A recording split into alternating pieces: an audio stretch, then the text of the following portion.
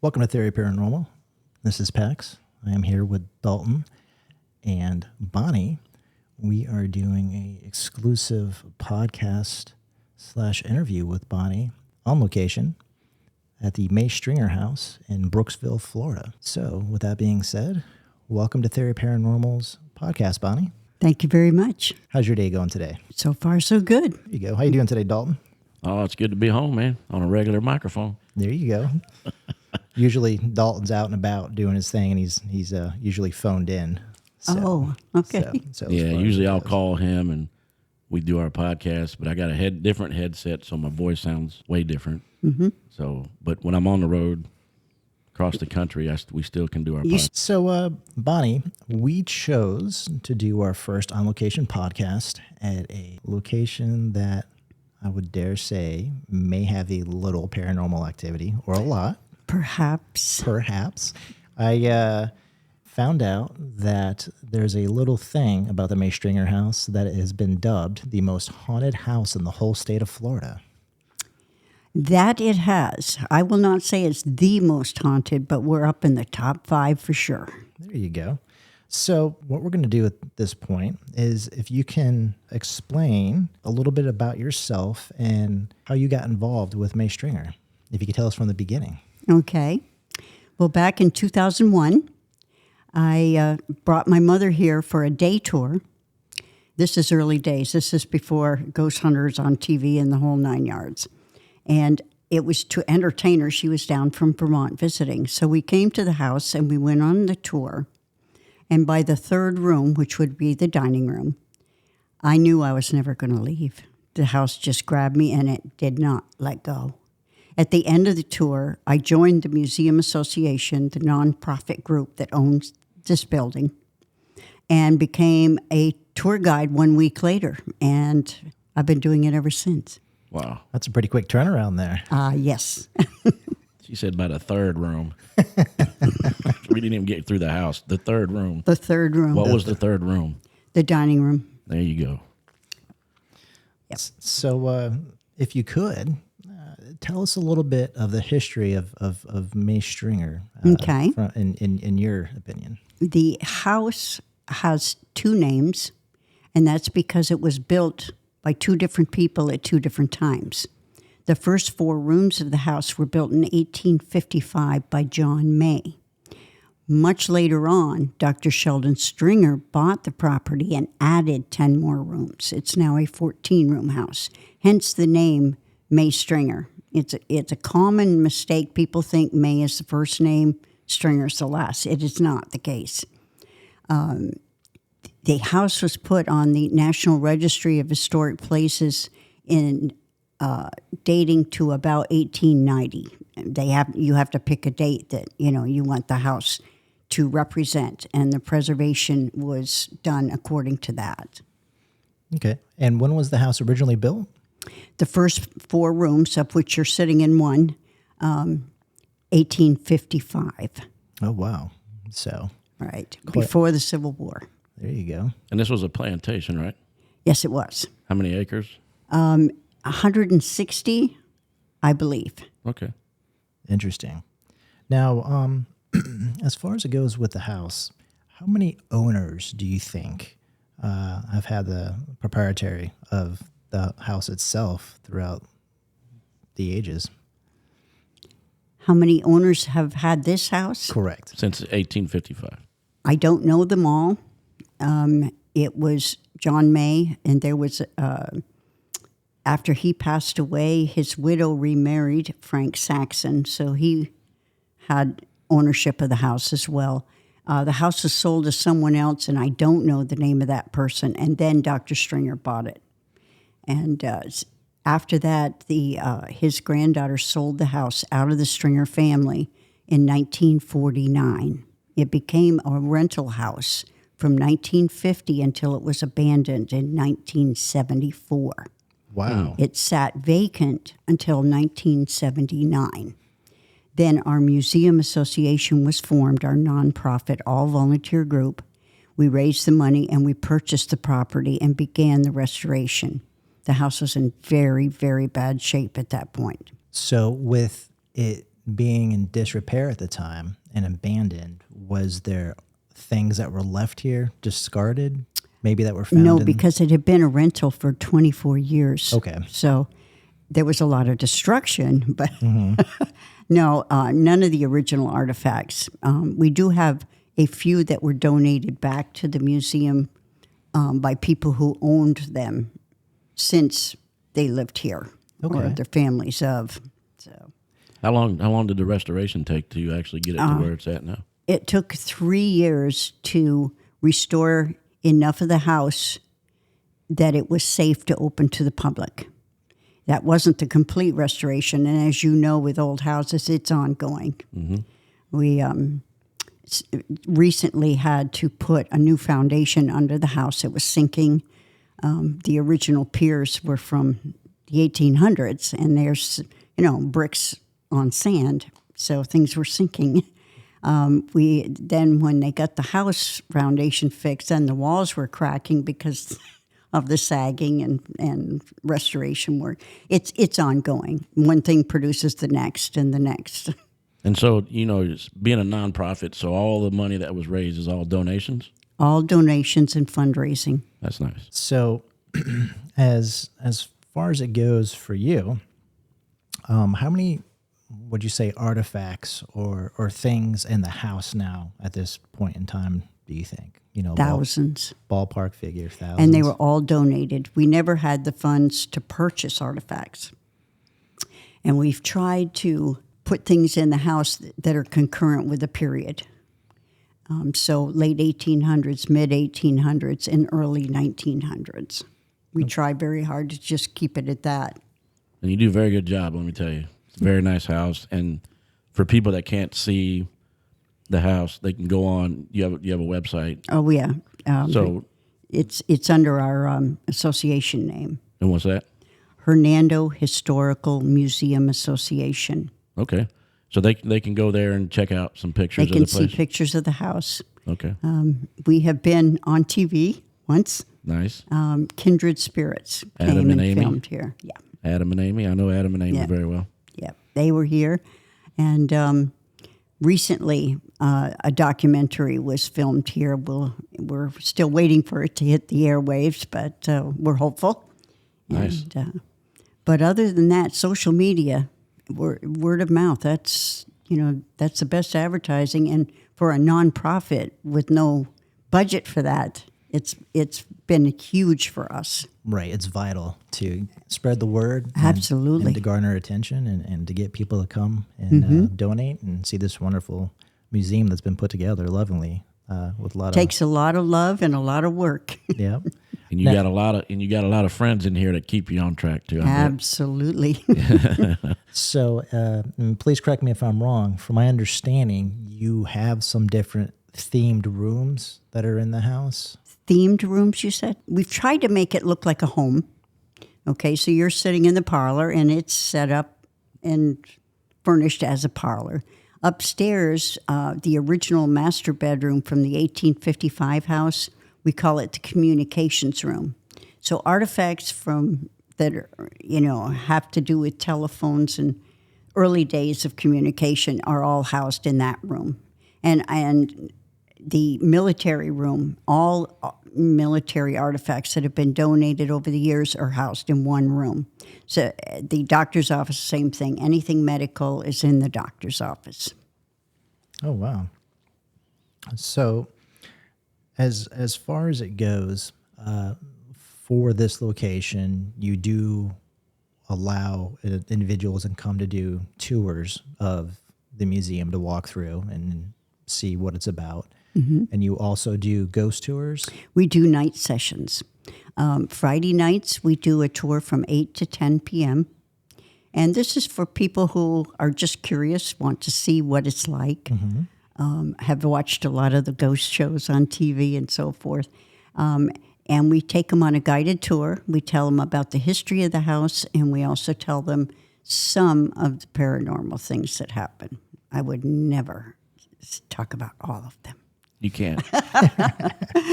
Anyway. Too many to list. Right. And that lasts about the first hour. In the second hour, we have what I call ghost hunting gadgets. K2 meters, EMF, dowsing rods, just things for them to borrow and take in the house, and they get to wander around by themselves and see if they can pick up something. It's like a little mini ghost hunt. Okay. Nice. Now, as far as it goes with that right there, I'll jump on the coattails of that. Is there any individuals or entities or anything, is known with the Mace Stringer? People. She lit up on that one. Look like let me think. the Chester. Which one do you want to hear the about? Chester cat over there smiling. See your face and eyes light up. Yeah. Oh, dear. Is there anybody that you want to speak to or just in general or? Well, this is my personal opinion, but I've been hanging out here week in and week out for 21 years, so I've had some contact with several, but I really think there are about 9 of them that choose to be here. And I want to emphasize they choose it. They're not stuck. They like it here. They like it because of the house. They like it because maybe there's an artifact here that meant something to them. No telling, but it isn't all just previous residents. With thousands of artifacts in the building, there's energy attached.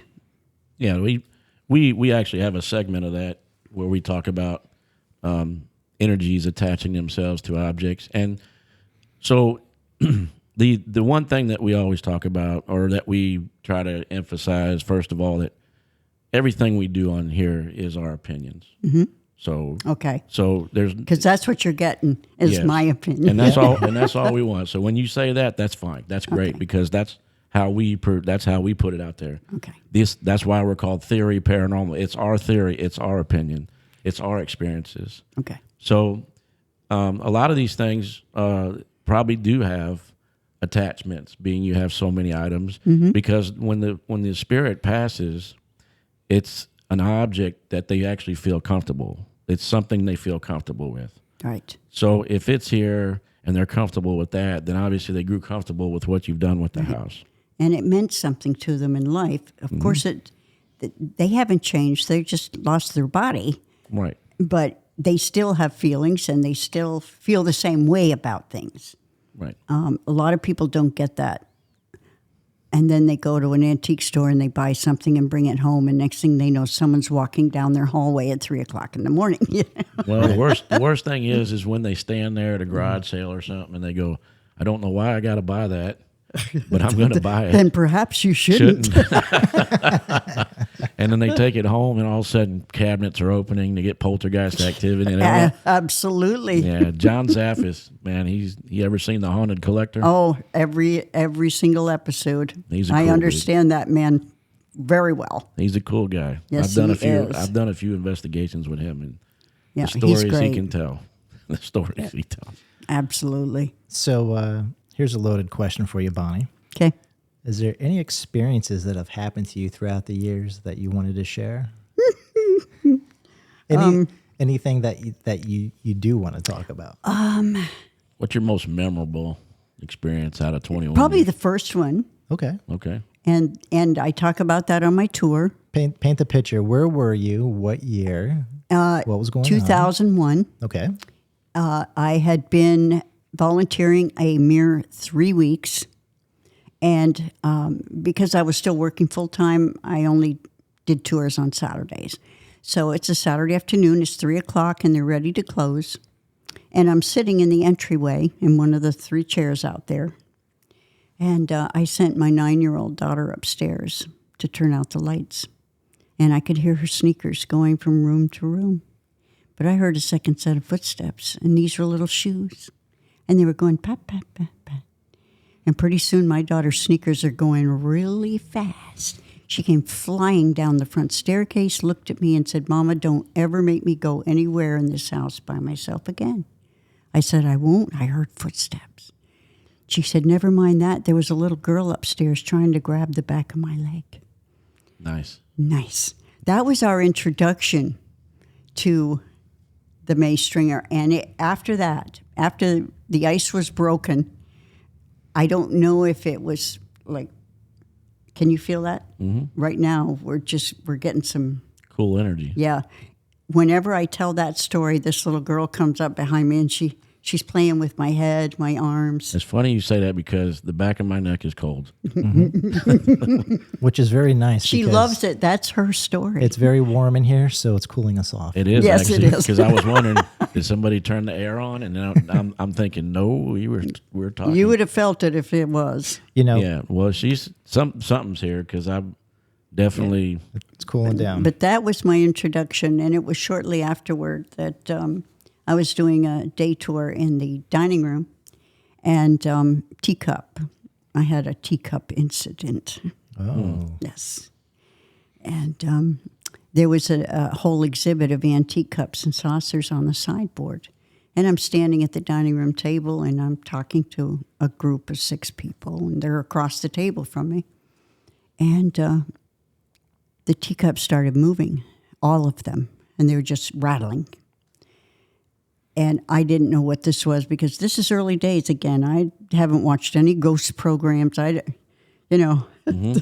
being indoctrinated here. You're getting it old school right there. So I'm thinking to myself, hurry up and say your spiel for this room and move this group on. So I'm talking faster and faster. And the faster I talked, the harder the dishes rattled. And then one teacup went up in the air about 8 inches, flipped over, and came back down on the saucer. And that was it. I was all done. And I looked at my guests, and their eyes were bigger than mine. And I said, shall we move on? And they were like, okay. So we did. And that group, to this day, I don't know if it was me or it was someone in the group, but every room we walked into, as soon as we crossed the threshold, something in that room would fall on the floor. And it happened room after room after room. At the end of the tour, we always come down the front staircase. And at the time, the doctor's office was the last stop, and that's on the left. So I announced, and now we're going to the doctor's office. I turned left, they turned right, went straight out the front door and said, no, we're not. We're done. And that was it. So... and you do allow professional groups to come in and investigate, obviously. Yeah, that's our Saturday night sessions. Yes, and I've been here for a very long time. Mm-hmm. So we've talked about actually May Stringer quite a few episodes of ours because I have been here so much, including our experiences that have actually happened to us personally. So being here. So Saxon, right? Frank Saxon. Yeah, served at Perryville, at the Perryville battlefield. Yes, he did. Okay, let me tell you a little story if you didn't know. So I was telling him years ago we were with a group. They used to come here every now and then. And so when I fired up my group the first time, we did investigate Perryville battlefield. And shortly after Perryville, we did the Octagon Hall in South Kentucky. So we went from Perryville to the Octagon Hall. And on the way home, I turned around and I looked and I said, we need to go investigate May Stringer. And they go, why? I said, I don't know, but I got this feeling we need to go investigate May Stringer. So the first time I came here, and you told the story on Saxon, and then I think it was the second time you had mentioned he fought at Perryville battlefield. Yes, he did. So me coming from Perryville, and we talked about this in one of the episodes where, because I asked, how is his energy? He probably rode home with you. He probably did. He didn't have to walk from Atlanta, that's for sure, right? Yeah, exactly. But a very weird coincidence. I didn't know if you knew that about me and why I came here or why I'm drawn here. But I did. We did investigate Perryville, and something told me to come here, and I've been coming here ever since. But like I said, the second time you mentioned him serving in Perryville, and that's when my whole team was just like, bro. Now we know why you want to investigate May Stringer. And I said, yeah. And we have gotten a lot of really good evidence in here. And I'm excited to be coming back, to start coming back. And it's a very popular spot for groups, especially if they have new members and they want to take them on an investigation where they're sure to get something. Well, not even the surety of getting something. The reason I brought a lot of our new members here, because I know that they stay here. They don't try to follow them home. There's not an attachment. They give us what we want. They allow the new team members to be able to use equipment and see what's happening and be able to go home safely. Right. That was one of my biggest things about coming here was I could bring certain people here knowing they're going to be okay. Yeah, right. Okay. Well, that's nice to hear. Yes. So, just out of curiosity, before you started any involvement with May Stringer, the hubbub of the paranormal and spiritualism and all that stuff, was that something you ever gave a thought to before, or you kind of maybe had an opinion on, or was it when you came here, May Stringer kind of changed it all for you? May Stringer ended up being what it is. But my entire life, my mother used to call it feminine intuition. Okay. And I'm sure we've heard that. I unknowingly predicted a few things when I was younger, and they came true, and they were not particularly good. And I asked my mother, I think I was maybe 15 at the time, and I said, she says, don't say it out loud anymore. I said, what? She goes, your feminine intuition, don't say it out loud, and it might not happen.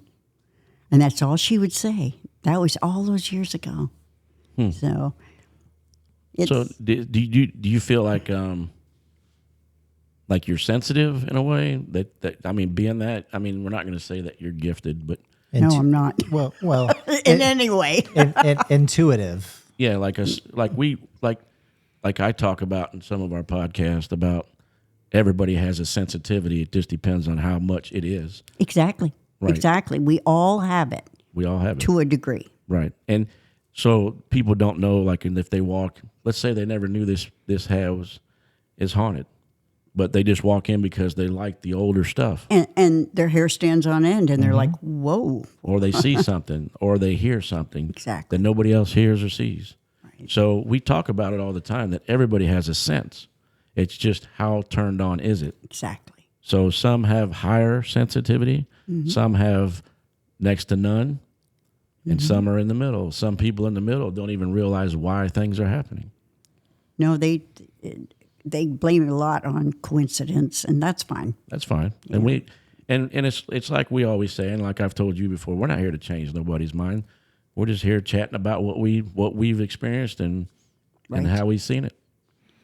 Now, is there a particular favorite memory that you've had within the whole time that you've experienced and done what you've done with May Stringer? I had two instances, and for some reason it just popped into my head. This is from 20 years ago. Is that a coincidence? Is that your feminine intuition, or was it? I have no idea. The early days, we were trying to put together ghost tours, and we didn't know what we were doing. And I started the whole thing off by inviting someone from the Tampa Tribune.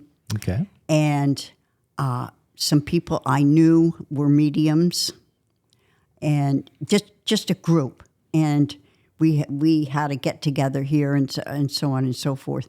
Anyway, it was early days, and we hadn't really kicked it into gear yet.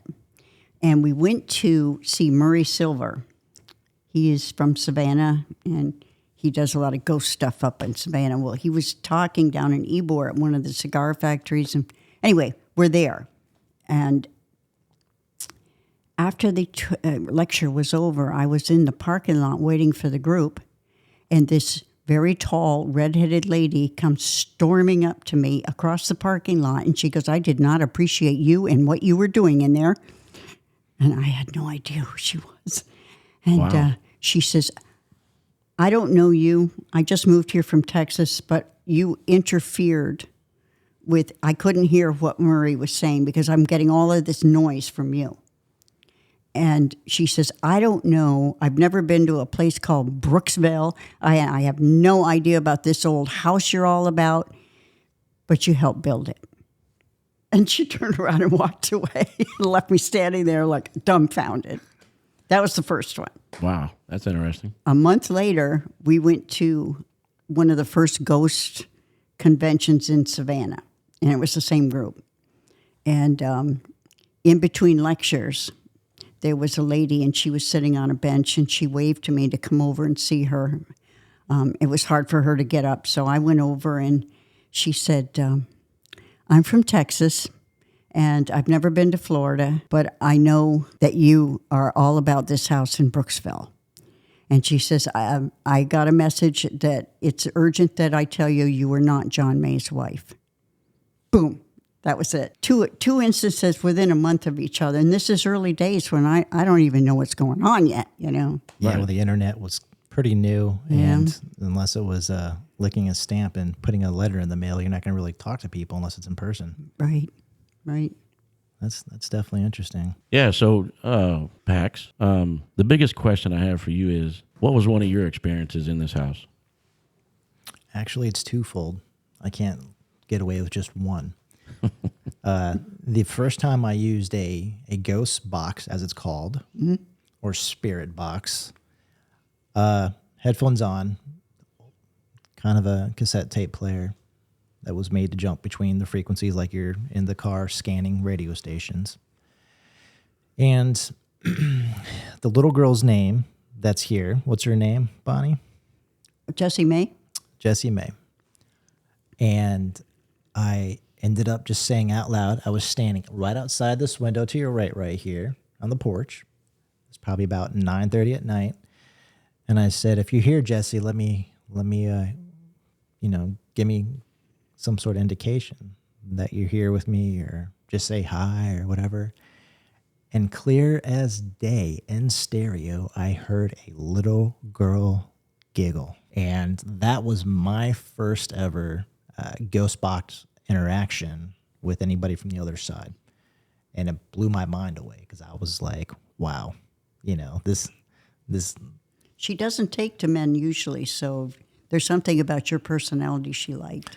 So I'm very lucky for that experience. And the other thing was, and now with me saying that, for some reason, my body's getting chills all over and my hair's standing up my arms now. The other thing is I was in the military room downstairs and I had a K2 detector with me for EMF readings. I had a temperature meter also with me that could gauge the ambient temperature. And it was the summertime, so it was super hot. And to try to cool it off, the window was open down on the back wall there. And I remember saying specifically, if anybody's here, try to drop down the temperature a little bit, please. And it was like, I seriously think it was like 88 degrees. I mean, it was hot, almost 90 degrees. And so I said, change the temperature if you can. And so I just held the temperature gauge in my hand and I start watching it drop incrementally by 1 degree until it went all the way down to 72 degrees when the ambient temperature is 88 degrees. Wow. Now, I can move that temperature gauge all around me and it's still 88 degrees, but directly in front of me, because I'm sitting on the floor, Indian style, legs crossed, because I was in a group, about the size of a basketball directly in front of me only, was a cold orb. And then I said, okay, can you make it go back up? And then I watched it start increasing the temperature back up again. And then I was like, okay, thank you. And, it's one thing to have a coincidence, but it's another thing to have an intelligent experience that can interact and on demand, or not demand, but on asking, have something go with the way that you're asking. And, there was no disputing that because at the time the power was turned off, the window was open, it was hot, there was no AC, nobody had any water or any type of liquids, there was no way to influence the environment whatsoever. So those were my two experiences here at Dalton that really put May Stringer on the map for me to say, hey, there's definitely a lot of things going on here. I can understand having one experience maybe as a one-off, but to have two definitive experiences in one night like that just really made me go, wow. Yeah, I think the best, and investigating here, we've had multiple experience from basically purple shadow figures out, shadow mist outside the door of the child's room, Jessie Mae's room here. Plus, we're going to ask about the dolls. I want to ask about the dolls here. The babies. Yes, the ones you're not supposed to touch. So, also the black shadow figure in front of the phone booth upstairs we caught on camera. But I want to say, like, I've had so many experiences in here, but the one I'm probably never going to forget, and I believe one of y'all's investigators here has the recording, but we were in Jessie Mae's room, and there was an incident with the kids. One fell off the balcony or something. Right. Okay. That was Jessie. Jessie, right. So Jessie's from the first marriage? Jessie, no. She was from Frank Saxon and Marina May, John May's widow. Okay, and then the other two were from there was three kids? The two girls were John and Marina's two daughters. Okay, so what I was doing was I was questioning, for some reason, standing in that room, this whole episode of her falling off the balcony came to my mindset. And I had a Mel meter sitting on the floor, and before I knew it, the Mel meter is usually at a 0.1, 0.2 as a base reading. That's the base reading of pretty much everything. This thing was like at 2.6 right there. And this is the funny thing, because we're investigating, nobody notices it. I happened to walk by and look down, and I see it sitting at 2.6, and I was like, wait a minute, people. There's somebody here. So we went in, long story short, we started investigating. I had this person, didn't know if it was a child or an adult. This person started moving the meter up and down for me. That way I knew I was dealing with an intelligent haunt, not some kind of residual or an imprint, which are the three types of haunts we know that we deal with. I started talking about her falling off the balcony. Well, what I did was something kept telling me she was pushed from another child. So I was questioning. So finally I questioned that, are you the children? And where I had them adjust that Mel meter to told me, yes, I'm talking to the children. And for a while, as I was saying, why do I get the feeling you pushed her off the balcony? This was not an accident. And one of your investigators was up there with us. And all of a sudden, from across the hall, that other bedroom across the hall there, we heard this loud mumble, like a disembodied voice with our own ears. So I said, wait a minute. I said, did y'all hear that? And they're like, yeah. I said, we need to stop right here. Just stop. So you had two more people that work here. We're sitting right here in the entryway. I leaned over the staircase. I said, did y'all phone go off, or did y'all hear that noise? And the guy was like, we didn't hear nothing, and our phones are on mute. I said, you didn't hear that? And he's like, no, we did not. So we played it back. And again, long story short, we were trying to figure out what this entity was saying. And come to find out, he yelled out, this could have been Saxon, yelled out, it was an accident. Clear as day.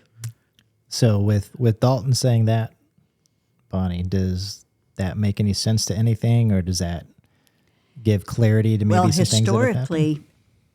Historically, after Jessie Mae died, Frank remarried. His wife refused to live in this house. She wanted something larger and grander than this, because it was still a 4-room house. And they moved there, and they had 7 boys, no more girls. But they named one of the boys Jesse. And I think that he never got over that. To this day, the full-bodied apparition that we frequently catch on the second floor porch here on the old part of the house, that's Frank. And I think he's standing where she went over. I really do. And I figured I always thought it was an accident, but because he wasn't paying attention. She was 3. You don't put a 3-year-old on a balcony. No. So I always thought he felt bad because he lost his only daughter. Now, I don't know, like the senses I got when I was doing this investigation here was that the kids were out there playing, basically, and she fell over. So they were pretty much telling me that it was a push, and that's what drew him, because I said, oh, so you did push her. It was somewhere along those words. I don't quite remember, but if you could get, I forget the name that was here with me. I forget his name. If I could remember and see if he still has the recording. I had it, but somebody kind of walked off with my camera, and that tape was in the camera. So I lost that evidence. But I'm thinking that, being that I was being pushed to say that she was pushed, I believe that was Jesse communicating with me, telling me what happened. And then I believe Saxon didn't like it and pretty much yelled out, it was an accident. I mean, like sternly, like he was just like, I've had enough. It was an accident, kind of thing. And that probably tops all the evidence that I've ever gotten. Well, I'm sure he thought you crossed the line there. And I always tell you, I try not to. I try to respect the house. Right. And when I left here that night, I told him I was sorry because this is me. There's more, and Pax can tell you, and you probably already know, there's more to me when I investigate than just equipment. Right. I hear things, I sense things, and I'm going to play off of that because that's why I'm here. That's the whole reason. And you know as well as I do, as long as I've been coming here, we've been pretty close to almost getting them to tell us where they're buried, because I guess that's a mystery, right? It's still a mystery. Right, and we've been this close. And it's like every time we had an entity in the military room was giving us hints by the big tree, by this. Now, I got a picture of spirits in the tree out there. One being a bearded, bald-headed guy in a set of overalls with a flannel shirt, sitting up in the tree. So once it was like as soon as he mentioned the big tree, everything went quiet. It's like the main person in here just said, shut up. Yep. Do not say no more. So I'm still, it's my goal to come here and find out where they were buried at, because I know that would probably change a lot of things here. Because we are going to be coming back here next year to actively do a investigation, so maybe we can try to get an answer on this. Well, you have several avenues to pursue, don't you? Yes, I do, and I'm pretty sure the guy smiling at me at the second floor window down here when I pulled up, I got him on picture, because I basically took a picture to put it on Facebook to let people know where I'm at. And I did something, told me to start scrolling the windows, and here's a guy right off the bat smiling at me out the window like, oh, you're back. Oh, you're back. And the whole time I've been talking about this, my back is cool, and it gets warm, and then it's cold again. And so they know, I'm sure they know me pretty well. I'm sure they do. And again, I don't ever, ever, ever want to disrespect any spirit, no matter where I'm at, because there is a consequence to that. And you never want to know what that is, but there is a consequence to it. But I think the fact that Mr. Saxon is probably the one that drew me here.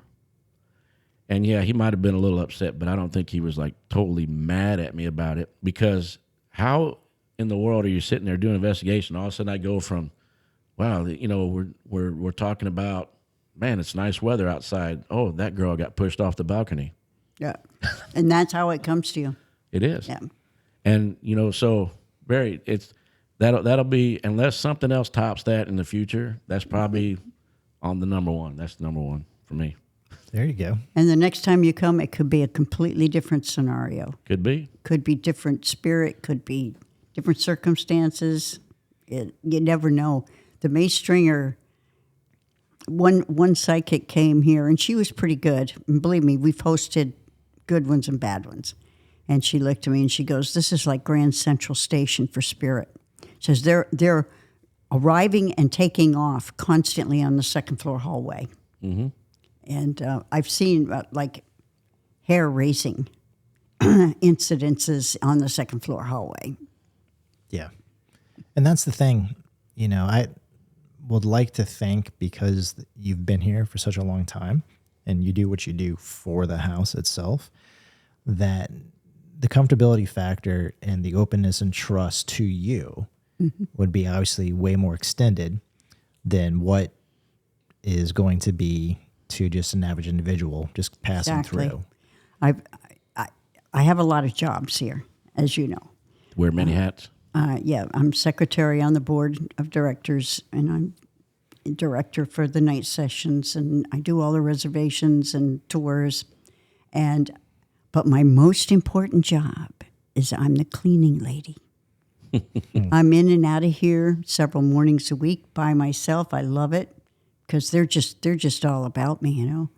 And one night a lady came in to start an investigation, and she just turned around and looked at me and she goes, "They want me to tell you that it's sparkly clean in here."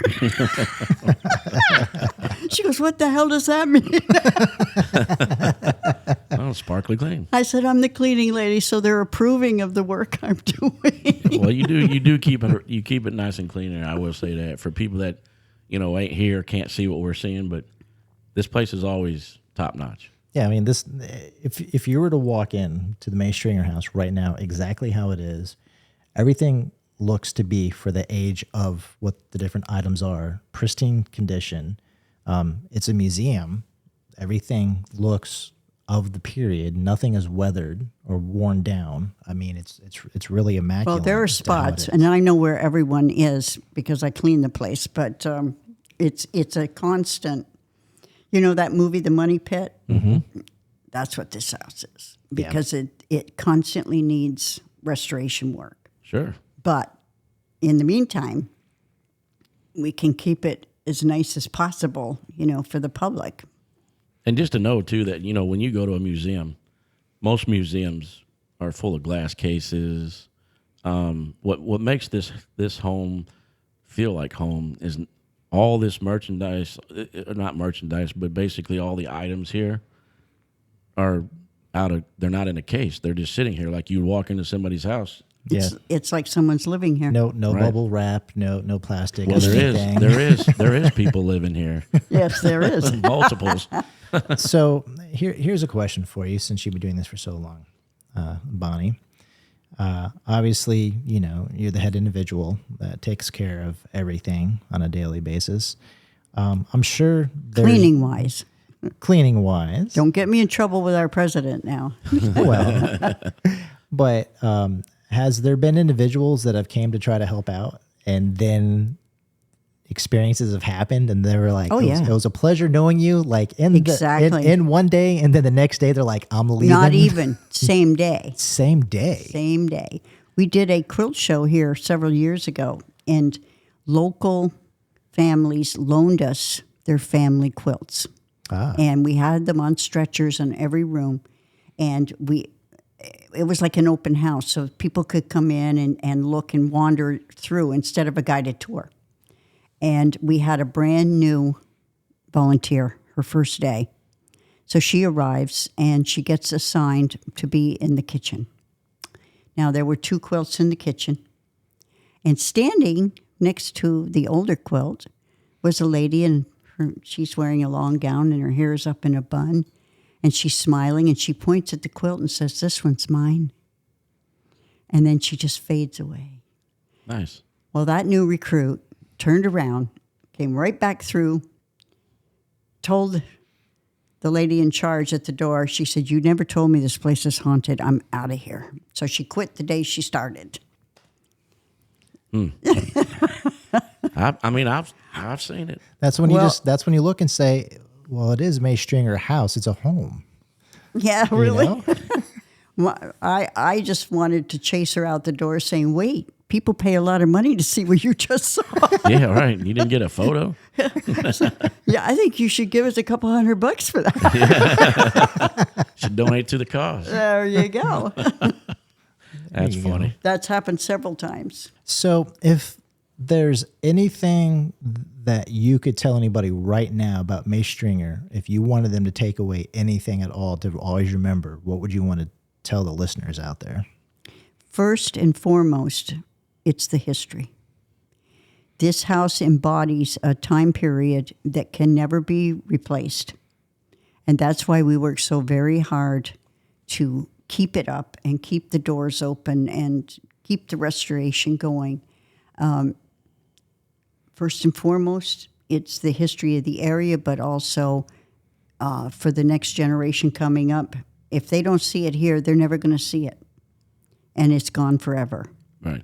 So that's our priority, is to educate the public.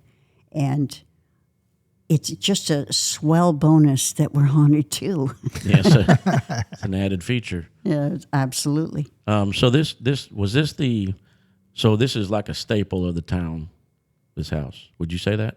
A fixture, meaning it's known. Everybody knows where the May Stringer house is. That's lived here. Recently, and it's better recently with social media. Mm-hmm. But a lot of people have come here for a tour that stumbled across it and said, "I've lived in Brooksville for 30 years. I didn't know it was here." Wow. Because it just looks like a house in a neighborhood. Right. But it's situated in the historic district, and once you see it, and I mean actually pay attention to it, it's imposing. It's 4 stories high with the tower. Mm-hmm. So it's unique to the area. But until we started getting famous for the ghost tours, we weren't that well known. That's kind of because to me, I mean, Brooksville don't seem that big to me, but it would kind of, I mean, if I moved to a town and I seen an older 1800s style home, I would automatically assume like that's got to be the staple of the town, because not only the history, but it stands out. It doesn't look Right. like everything else that's around it. So Yeah, but there's a whole area right here in Uptown Brooksville that these homes are historic. And as far as it goes, speaking of the historic aspect, what year did May Stringer hit the historic registry? Oh gosh, way before my time. There's a certificate somewhere. I want to say late 80s or early 1990s. Okay.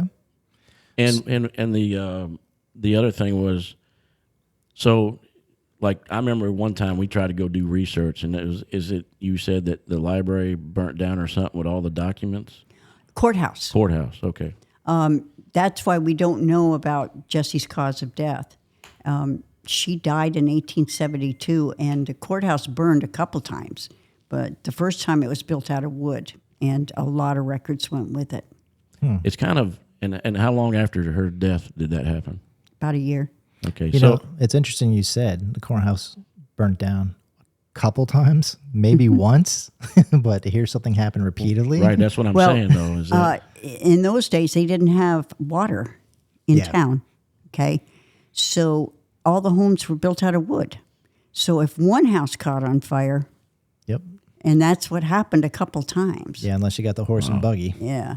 so And I don't know that much about Brooksville history as much as Right. I'm just concerned with the house here. no, that's understandable, because my thing, like when we do investigations, we like to go try to gain as much knowledge as we can, so we're not walking in here. I don't mind walking in here blind because of what I do and how I do it. They're going to tell me what's going on anyway. So the one thing that I've noticed, because that I've always been kind of curious, why there's never a real photo of the wife in here. I've never seen one. Of who? Which wife? The original owner. I don't know. That maybe there might have been a picture of her at some time, but we don't have it, or John May either. Right, and that's always... Well, that goes hand in hand usually with, Right. a residence. Now we have, or- that's Frank Saxon, the picture here on the wall. Right, you see and him. we have Dr. Stringer. Yeah, you see them, but you don't see... I've never seen a picture of Marina May. And she was instrumental.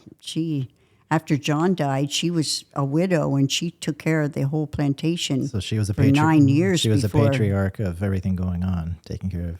Yeah, she things. ran the whole show during the war. And it wasn't until the war was over when Frank Saxon returned to Brooksville, and then they got married.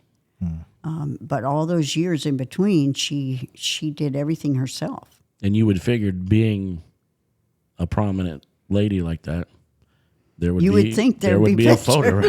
And I'm sure somebody somewhere might have one. I've never seen it.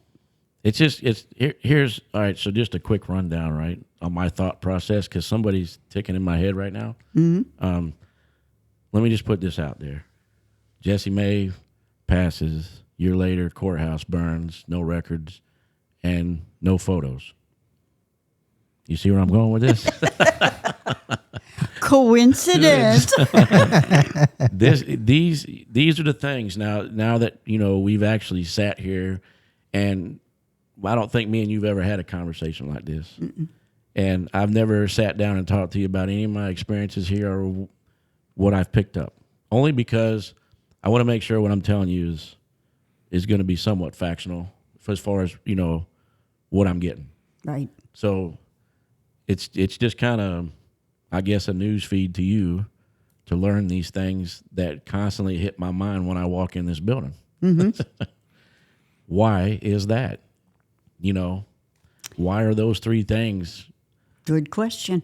I have no answer. Is there ever anything that you've heard from people that are strangers from one another over the years, but they will convey something to you that you either knew or they all are saying, but separately, but it's the same type of information?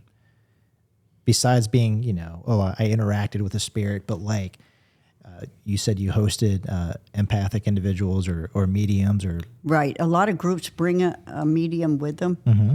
to get a reading right on the house, mm-hmm. that sort of thing. Do any of them ever say something along the lines that are similar to somebody else, so that way you're seeing a pattern? Oh, I see what you're saying. Okay. Yeah, like a pattern of something? They all agree that there's a lot going on, and a lot of them describe it as layers of energy. Mm-hmm.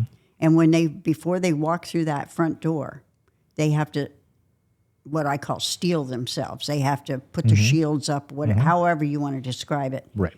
Because they get slammed with it the mm-hmm. minute they walk in. Mm-hmm. So, I did walking in the back door. I always, even coming on the property, as soon as I made that turn, my chest started tightening up. They didn't tell you to get the hell out of here, did they? No, they invited me in when I walked through the back door, it was like they seen an old friend. Yeah. Okay, I mean, good. I felt like I was embraced, actually, and it's but sitting here, walking in here, and sitting here the whole time, and just personally, so I don't put no shields up. I want you to do whatever you want to do. Yeah, but you don't need to. Right. But a lot of people do. See, yeah. I've been relaxed all the time, like I'm at a picnic, just hanging out. Yeah, it's just it's right. For me, I haven't felt anything to where it's like. So whoa, I have to tell you about one of the most fun ones I've ever done. Okay. We had a group coming from Orlando. It was their first investigation ever for mm-hmm. all of them. Why they picked the Mace Stringer for their first one, I do not know. Mm. So they arrive, and my partner and I are sitting in the entryway, as we always are. And the leader of the group is about 7 feet tall, weighs about 300 pounds, big guy. So he comes walking down the porch, and he opens the front door, and he puts 1 foot across the threshold. I'm standing next to the organ. There's a plaque on the organ, and it goes flying right by me and slams into the newel post for the stairs. And his eyes got really big, and he looks at me and he goes, what do you think that means? And I kept a deadpan look on my face. I said, they don't like you. They don't like you. They just said... The poor guy, I thought he was going to pee his pants right there on the spot. And he sweat profusely the rest of the night. And really, I shouldn't have done that. We finally... The other girl is sensitive like I am to a degree anyway. Mm-hmm. And so things kept happening. We kept hearing big bangs where I thought a piece of furniture fell over. I mean, it was all night long. They were tormenting him. And finally, we had to ask them to back off because these poor kids just they were so overloaded. It calmed down after that, but we had to ask them to stop because they were just going to town on these kids. Well, they gotta laugh too, right? It's got to be fun for them. It was highly entertaining for them. They were really doing a number on these kids. And that's so. One of the questions I had a little while ago was, tell us about the cradle and the dolls. Oh, the baby. Yes. You don't call it a doll. Oh, the baby. I'm sorry. The baby. The baby belongs to a little girl, and I think she's about 6. It is not Jessie May. Everybody makes that mistake. It's not her doll. This doll predates the Civil War. She's one of the oldest artifacts we have. And she's fragile to the point where even lifting her up, pieces fall off her. So we're very, very careful. And this is a no-touch museum, obviously, but she's the biggest no-touch of all. And we've had instances where people investigating took it upon themselves to touch the doll, try to pick up the doll, and then ugly things happen. And that little girl can really rain some terror down on you. Well, she's that old. Or that young. Well, you know what I mean, though. But you got to think, especially with baby dolls, that in those days, a child was lucky if she had one toy. Yeah. So that all of her love and affection and attention were poured into this baby doll. That's a lot of residual energy. And if she died at a young age, and I think she died when she was about 6, right, then this is even more precious to her. That doll was probably right there with her, too. Yep. Yeah, I accidentally, one time we was in there, and of course we investigate in the dark. So I didn't realize how close to the cradle I was. And so I was backing up, and I turned my hand like that, and I bumped the cradle, and it rocked a little bit, and I was like, I'm sorry. At least you said you were sorry. Yeah. Well, like I said, I try to respect them here, but it was, but yeah, that's an interesting deal, and it's hard. I mean, you're going to get people in here that are going to want to touch things. It's just, they're like a kid in a candy store. Human nature, unfortunately. Yeah. And it's sad. Yeah. It's sad, but...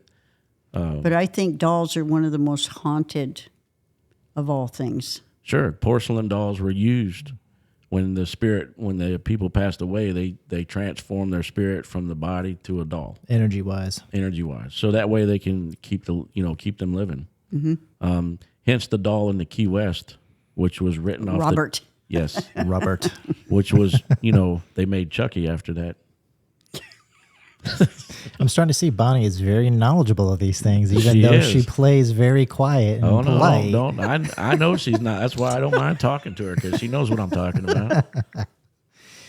Well, Miss Bonnie, me and Dalton of Theory Paranormal definitely appreciate your time and understanding today and giving us the opportunity to come down and meet you in person and do this podcast at May Stringer House in Brooksville, Florida. Yeah, it's I'm glad you came. We will see you in April, and a lot of people, it's a current thing with investigators. They live stream. Is that what they call it? Yes. Mm-hmm. So if you have that capability, feel free to do that. Oh, that's nice, because before we kept it under wraps. So if you're allowing that, yeah, we'd love to. Yeah. Well, it's all over. I mean, it's you can't say, all right, you can't do that anymore. What's the saying? Any publicity is good publicity. Pretty much. And if you had people listening, like the people listening to our podcast, if they wanted to make donations to you, where would they go? To the museum. Yes. They could go to the website. There's a donation spot on the website somewhere. I'm not tech savvy, I'm sorry. That's okay. But it's Hernando Historical Museum Association. And we're on Facebook all over the place. They have the ghost tours, and they have Ghost Fest, and they have May Stringer Museum. I mean, it's under several different things. Pages, I think they call them. Mm-hmm. Okay. There's a lot of that on Facebook. And also, you can just make a donation through Facebook, I think. Yeah, we'll check it out. I'm out of my depth here. So for anybody wanting to get a hold of the Mace Stringer and do any of that, just research Mace Stringer House, Brooksville, Florida, and then you'll be able to find the main website and go from there. Right. And I encourage people to send donations, $20, $50, whatever, because this place is amazing. And it's hugely expensive to maintain. yes, I can imagine that. So me and Dalton, appreciate your time, Bonnie. Yes, and thank you. That is all we have. And as we say in Therapy Paranormal, don't be afraid to ask questions. Thank you. And thank you.